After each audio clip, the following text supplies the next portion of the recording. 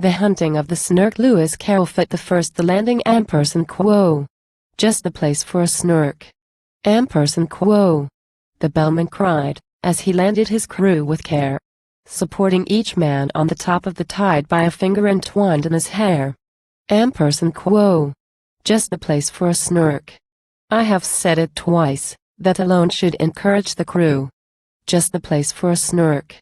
I have said it thrice, what I tell you 3 times is true. Quo. The crew was complete. It included a boots, a maker of bonnets and hoods, a barrister, brought to arrange their disputes, and a broker, to value their goods. A billiard maker, whose skill was immense, might perhaps have won more than his share, but a banker, engaged at enormous expense, had the whole of their cash in his care. There was also a beaver, that paced on the deck, or would sit making lace in the bow, and had often, the bellman said, saved them from wreck, though none of the sailors knew how. There was one who was famed for the number of things he forgot when he entered the ship, his umbrella, his watch, all his jewels and rings, and the clothes he had bought for the trip. He had 42 boxes, all carefully packed, with his name painted clearly on each, but, since he omitted to mention the fact, they were all left behind on the beach. The loss of his clothes hardly mattered, because he had 7 coats on when he came, with 3 pairs of boots, but the worst of it was, he had wholly forgotten his name. He would answer to an quo. Hi. Quo. Or to any loud cry, such as an quo. Fry me. Quo. Or an quo. Fritter my wig. Quo. To an quo. What you may call Quo. Or an quo. What was his name? Quo. But especially an quo. Thingamajig. Quo. While, for those who preferred a more forcible word, he had different names from these, his intimate friends called him an quo. Candlens, Quo. And his enemies an quo. Toasted cheese. Quo. Quo. His foreman ungainly, his intellect small, Quo. So the bellman would often remark, Quo. But his courage is perfect. And that, after all, is the thing that one needs with a Snark. Quo. He would joke with hyenas, returning their stare with an impudent wag of the head, and he once went a walk, paw in paw, with a bear, Quo. Just to keep up its spirits, Quo. He said. He came as a baker, but owned, when too late, and it drove the poor bellman half mad, he could only bake bride cake, for which, I may state, no materials were to be had. The last of the crew needs a special remark, though he looked an incredible dunce, he had just one idea, but, that one being an quo. Snark, Quo. The good bellman engaged him at once. He came as a butcher, but gravely declared, when the ship had been sailing a week, he could only kill beavers. The bellman looked scared, and was almost too frightened to speak, but at length he explained, in a tremulous tone, there was only one beaver on board. And that was a tame one he had of his own, whose death would be deeply deplored.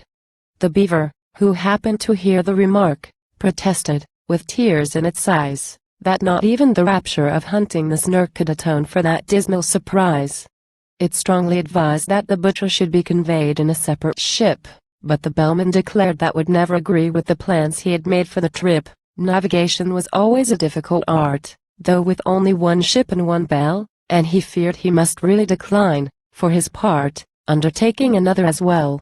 The beaver's best course was, no doubt, to procure a second-hand dagger-proof coat, so the baker advised it, and next, to insure its life in some office of note. This the banker suggested, and offered for hire on moderate terms, or for sale, 2 excellent policies, one against fire, and one against damage from hail.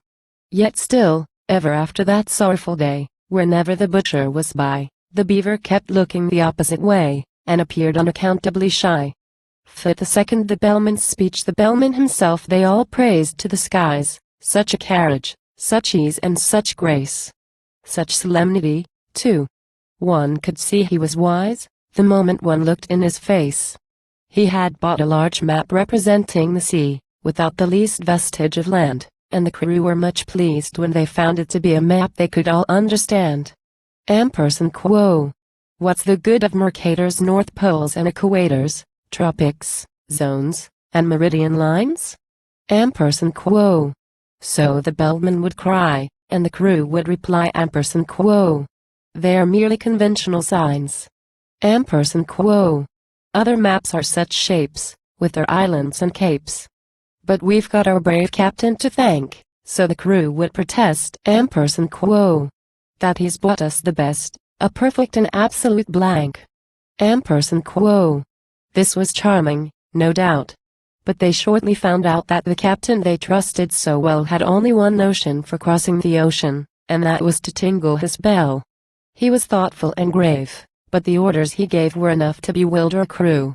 When he cried quo. Steer to starboard, but keep her head larboard. Quo.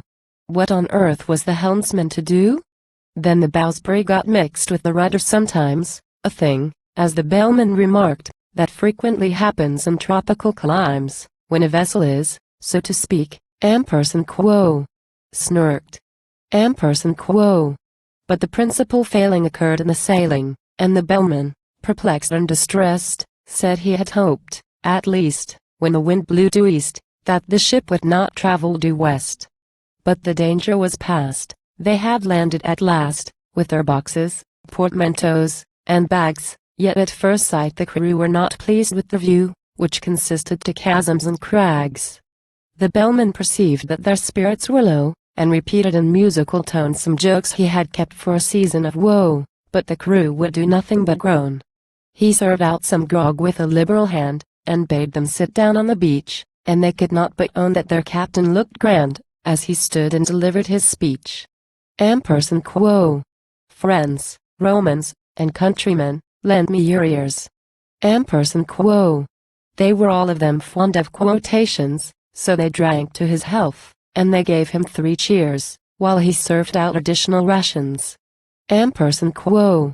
We have sailed many months, we have sailed many weeks, 4 weeks to the month you may mark, but never as yet, 'tis your captain who speaks, have we caught the least glimpse of a Snark. Quo. We have sailed many weeks, we have sailed many days, 7 days to the week I allow, but a Snark, on the which we might lovingly gaze, we have never beheld till now. Quo. Come, listen, my men, while I tell you again the 5 unmistakable marks by which you may know, wheresoever you go, the warranted genuine Snarks. Quo. Let us take them in order. The first is the taste, which is meager and hollow, but crisp, like a coat that is rather too tight in the waist, with a flavor of will-o'-the-wisp. Quo. Its habit of getting up late, you'll agree that it carries too far, when I say that it frequently breakfasts at 5 o'clock tea, and dines on the following day. Quo. The third is its slowness in taking a jest. Should you happen to venture on one, it will sigh like a thing that is deeply distressed, and it always looks grave at a pun. Quo. The fourth is its fondness for bathing machines, which it constantly carries about, and believes that they add to the beauty of scenes, a sentiment open to doubt. Quo. The fifth is ambition. It next will be right to describe each particular batch, distinguishing those that have feathers, and bite, and those that have whiskers, and scratch. Quo. For, although common Snarks do no manner of harm, yet, I feel it my duty to say, some are buodums. Quo. The bellman broke off in alarm, for the baker had fainted away. For the third, the baker's tale, they roused him with muffins, they roused him with ice, they roused him with mustard and cress, they roused him with jam and judicious advice, they set him conundrums to guess. When at length he sat up and was able to speak, his sad story he offered to tell. And the bellman cried quo. Silence. Not even a shriek. Quo. And excitedly tingled his bell. There was silence supreme. Not a shriek, not a scream, scarcely even a howl or a groan, as the man they called quo. Ho. Quo. told his story of woe in an antediluvian tone. Quo. My father and mother were honest, though poor. Quo. Quo. Skip all that. Quo. Cried the bellman in haste. Quo. If it once becomes dark, there's no chance of a snark. We have hardly a minute to waste. Quo. Quo. I skip 40 years. Quo. Said the baker, in tears. Quo. And proceed without further remark to the day when you took me aboard of your ship to help you in hunting the Snark. Quo. A dear uncle of mine, after whom I was named, remarked, when I bade him farewell. Quo. Quo. Oh, skip your dear uncle. Quo. The bellman exclaimed, as he angrily tingled his bell. Quo. He remarked to me then, Quo. Said that mildest of men, Quo. If your Snark be a Snark, that is right, fetch it home by all means. You may serve it with greens, and it's handy for striking light. Quo. You may seek it with thimbles, and seek it with care. You may hunt it with forks and hope. You may threaten its life with a railway share. You may charm it with smiles and soap. Quo. Quo. That's exactly the method. Quo. The bellman bold in a hasty parenthesis cried. Quo. That's exactly the way I have always been told that the capture of Snarks should be tried. Quo. Quo. But oh, Beamish nephew, beware of the day, if your Snark be a blue jum. For then you will softly and suddenly vanish away, and never be met with again. Quo.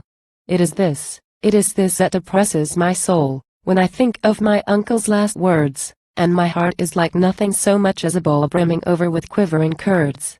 Quo. It is this. Quo. Quo. We have had that before. Quo. The bellman indignantly said. And the baker replied in quo. Let me say it once more. It is this that I dread. Quo. I engage with the Snark, every night after dark, in a dreamy delirious fight. I serve it with greens in those shadowy scenes, and I use it for striking a light. Quo. But if ever I meet with a buojum, that day, in a moment of this I am sure, I shall softly and suddenly vanish away, and the notion I cannot endure. Quo. Foot the fourth the hunting. The bellman looked uffish, and wrinkled his brow. Quo. If only you'd spoken before. It's excessively awkward to mention it now, with the Snark, so to speak, at the door. Quo. We should all of us grieve, as you well may believe, if you never were met with again, but surely, my man, when the voyage began, you might have suggested it then? Quo. It's excessively awkward to mention it now, as I think I've already remarked. Quo. And the man they called in quo. Hi. Quo. Replied, with a sigh. Quo. I informed you the day we embarked. Quo. You may charge me with murder, or want of sense, we are all of us weak at times, but the slightest approach to a false pretense was never among my crimes. Quo. I said it in Hebrew, I said it in Dutch, I said it in German and Greek, but I wholly forgot, and it vexes me much that English is what you speak. Quo. Quo. 'Tis a pitiful tale. Quo. Said the bellman, whose face had grown longer at every word. Quo. But, now that you've stated the whole of your case, more debate would be simply absurd. Quo. The rest of my speech and quo. He explained to his men.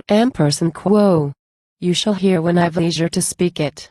But the Snark is at hand, let me tell you again. 'Tis your glorious duty to seek it. Quo. To seek it with thimbles, to seek it with care, to pursue it with forks and hope, to threaten its life with a railway share, to charm it with smiles and soap. Quo. For the Snark's a peculiar creature, that won't be caught in a commonplace way. Do all that you know, and try all that you don't, not a chance must be wasted today. Quo. For England expects, I forbear to proceed, 'tis a maxim tremendous, but trite, and you'd best be unpacking the things that you need to rig yourselves out for the fight. Quo. Then the banker endorsed a blank check which he crossed, and changed his loose silver for notes. The baker with care combed his whiskers and hair, and shook the dust out of his coats. The boots and the broker were sharpening a spade, each working the grindstone in turn, but the beaver went on making lace, and displayed no interest in the concern, though the barrister tried to appeal to its pride, and vainly proceeded to cite a number of cases, in which making laces had been proved an infringement of right. The maker of bonnets ferociously planned a novel arrangement of bows, while the billiard marker with quivering hand was chalking the tip of his nose. But the butcher turned nervous, and dressed himself fine, with yellow kid gloves and a ruff, said he felt exactly like going to dine, which the bellman declared was all and quo. Stuff. Quo. Quo. Introduce me, now there's a good fellow, quo. He said, quo. If we happen to meet it together. Quo. And the bellman, sagaciously nodding his head, said and quo. That must depend on the weather. Quo. The beaver went simply galumphing about, at seeing the butcher so shy, and even the baker, though stupid and stout, made an effort to wink with one eye. Quo. Be a man. Quo. Said the bellman in wrath, as he heard the butcher beginning to sob. Quo. Should we meet with the jube, that desperate bird, we shall need all our strength for the job. Quo. Fit the fifth the beaver's lesson. They sought it with thimbles, they sought it with care. They pursued it with forks and hope. They threatened its life with a railway share. They charmed it with smiles and soap. Then the butcher contrived an ingenious plan for making a separate sally, and fixed on a spot unfrequented by man, a dismal and desolate valley. But the very same plan to the beaver occurred. It had chosen the very same place, yet neither betrayed, by a sign or a word, the disgust that appeared in his face. Each thought he was thinking of nothing but quo. Snark and quo. And the glorious work of the day. And each tried to pretend that he did not remark that the other was going that way. But the valley grew narrow and narrower still, and the evening got darker and colder, till, merely from nervousness, not from good will, they marched along shoulder to shoulder. Then a scream, shrill and high, rent the shuddering sky, and they knew that some danger was near. The beaver turned pale to the tip of its tail, and even the butcher felt queer.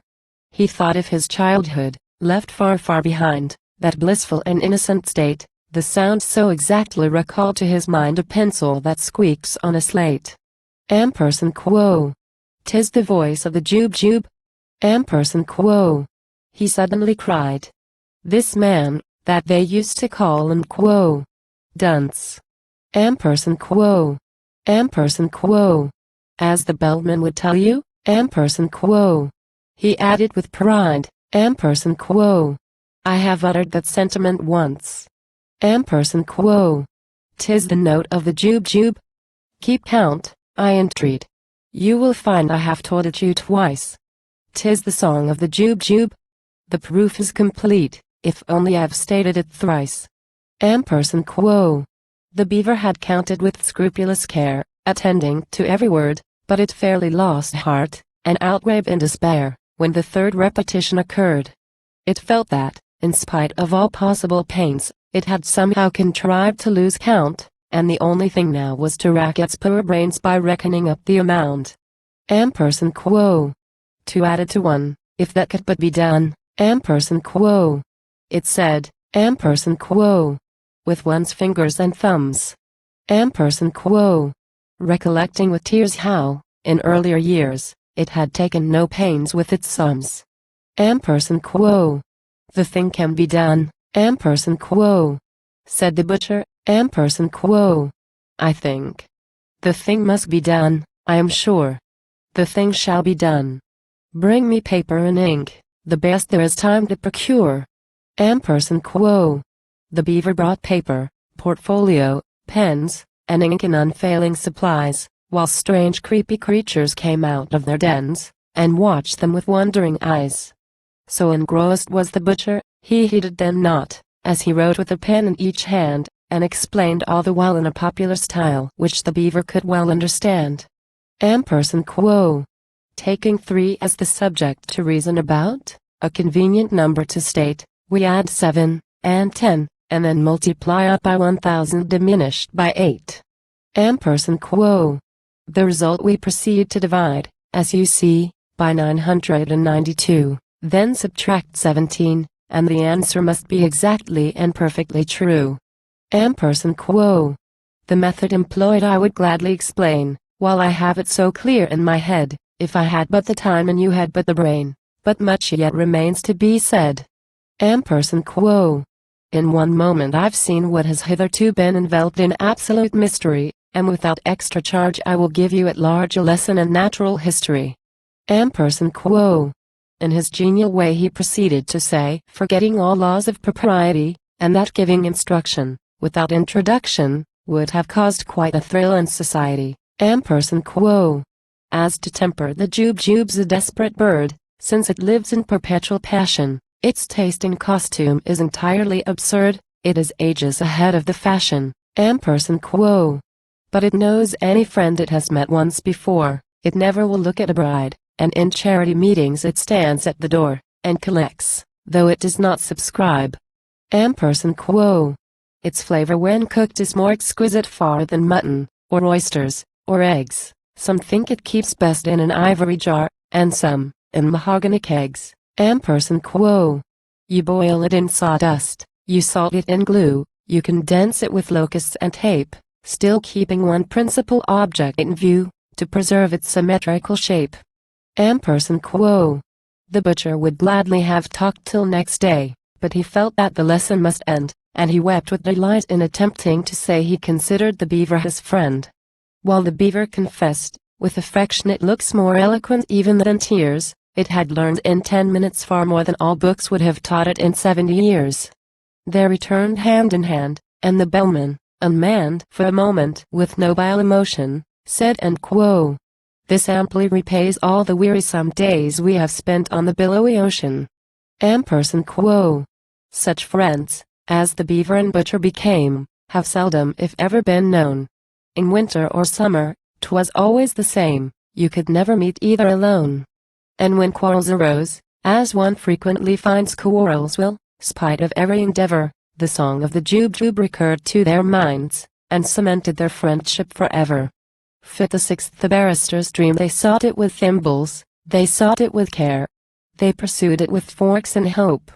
They threatened its life with a railway share. They charmed it with smiles and soap.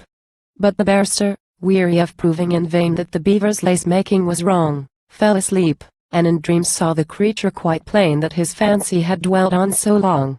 He dreamed that he stood in a shadowy court, where the Snark, with a glass in its eye, dressed in gown, bands, and wig, was defending a pig on the charge of deserting its sty. The witnesses proved, without error or flaw, that the sty was deserted when found, and the judge kept explaining the state of the law in a soft undercurrent of sound. The indictment had never been clearly expressed, and it seemed that the Snark had begun, and had spoken 3 hours, before anyone guessed what the pig was supposed to have done. The jury had each formed a different view long before the indictment was read, and they all spoke at once, so that none of them knew one word that the others had said. Quo. You must know Quo, said the judge, but the Snark exclaimed Quo. Fudge. Quo. That statute is obsolete quite. Let me tell you, my friends, the whole question depends on an ancient manorial right. Quo. In the matter of treason the pig would appear to have aided, but scarcely abetted, while the charge of insolvency fails, it is clear, if you grant the plea never indebted. Quo. The fact of desertion I will not dispute, but its guilt, as I trust, is removed so far as related to the costs of this suit by the alibi which has been proved. Quo. My poor client's fate now depends on your votes. Quo. Here the speaker sat down in his place, and directed the judge to refer to his notes and briefly to sum up the case. But the judge said he never had summed up before. So the Snark undertook it instead, and summed it so well that it came to far more than the witnesses ever had said. When the verdict was called for, the jury declined, as the word was so puzzling to spell. But they ventured to hope that the Snark wouldn't mind undertaking that duty as well. So the Snark found a verdict, although, as it owned, it was spent with the toils of the day, when it said the word in quo. Guilty. Quo. The jury all groaned, and some of them fainted away. Then the Snark pronounced sentence, the judge being quite too nervous to utter a word. When it rose to its feet, there was silence like night, and the fall of a pin might be heard. Quo. Transportation for lift and quo. Was the sentence it gave, quo. An asterisk then asterisk to be fined £40. Quo. The jury all cheered, though the judge said he feared that the phrase was not legally sound. But their wild exultation was suddenly checked when the jailer informed them, with tears, such a sentence would have not the slightest effect, as the pig had been dead for some years. The judge left the court, looking deeply disgusted, but the Snark, though a little aghast, as the lawyer to whom the defense was entrusted, went bellowing on to the last. Thus the barrister dreamed, while the bellowing seemed to grow every moment more clear, till he woke to the knell of a furious bell, which the bellman rang close at his ear. Foot the 7th The banker's fate. They sought it with thimbles, they sought it with care, they pursued it with forks and hope. They threatened its life with a railway share, they charmed it with smiles and soap. And the banker, inspired with a courage so new it was matter for general remark, rushed madly ahead and was lost to their view in his zeal to discover the Snark. But while he was seeking with thimbles and care, a bandersnatch swiftly drew nigh and grabbed at the banker, who shrieked in despair, for he knew it was useless to fly. He offered large discount, he offered a check drawn in quo, to bearer in quo, for £7.10, but the bandersnatch merely extended its neck and grabbed at the banker again. Without rest or pause, while those frumious jaws went savagely snapping around, he skipped and he hopped, and he floundered and flopped, till fainting he fell to the ground. The bandersnatch fled as the others appeared, led on by that fear-stricken yell, and the bellman remarked in quo, "It is just as I feared." Quo. And solemnly tolled on his bell. He was black in the face, and they scarcely could trace the least likeness to what he had been, while so great was his fright that his waistcoat turned white, a wonderful thing to be seen. To the horror of all who were present that day, he uprose in full evening dress, and with senseless grimaces endeavored to say what his tongue could no longer express. Down he sank in a chair, ran his hands through his hair, and chanted in mimsiest tones words whose utter inanity proved his insanity, while he rattled a couple of bones. Quo. Leave him here to his fate, it is getting so late. Quo. The bellman exclaimed in affright. Quo. We have lost half the day. Any further delay, and we shall single quo tenti catch a Snark before night. Quo. Foot the 8th The vanishing. They sought it with thimbles, they sought it with care, they pursued it with forks and hope. They threatened its life with a railway share, they charmed it with smiles and soap. They shuddered to think that the chase might fail, and the beaver, excited at last, went bounding along on the tip of its tail, for the daylight was nearly past. Quo. There is Thin Gum Bob shouting. Quo. The bellman said, Quo. He is shouting like mad, only hark. He is waving his hands, he is wagging his head, he has certainly found a Snark. Quo. They gazed in delight, while the butcher exclaimed Quo. He was always a desperate wag. Quo. They beheld him, their baker, their hero unnamed, on the top of a neighboring crag. Erect and sublime, for one moment of time. In the next, that wild figure they saw, as if stung by a spasm, plunge into a chasm, while they waited and listened in awe. Quo. It's a Snark. Quo. Was the sound that first came to their ears, and seemed almost too good to be true. Then followed a torrent of laughter and cheers, then the ominous words and quo. It's a boo ampersand quo. Then, silence. Some fancied they heard in the air a weary and wandering siren sounding like an quo. Jum. Ampersand quo. But the others declared it was only a breeze that went by. They hunted till darkness came on, but they found not a button, or feather, or mark, by which they could tell that they stood on the ground where the baker had met with the Snark. In the midst of the word he was trying to say, in the midst of his laughter and glee, he had softly and suddenly vanished away, for the Snark ** was ** a buo jum, you see.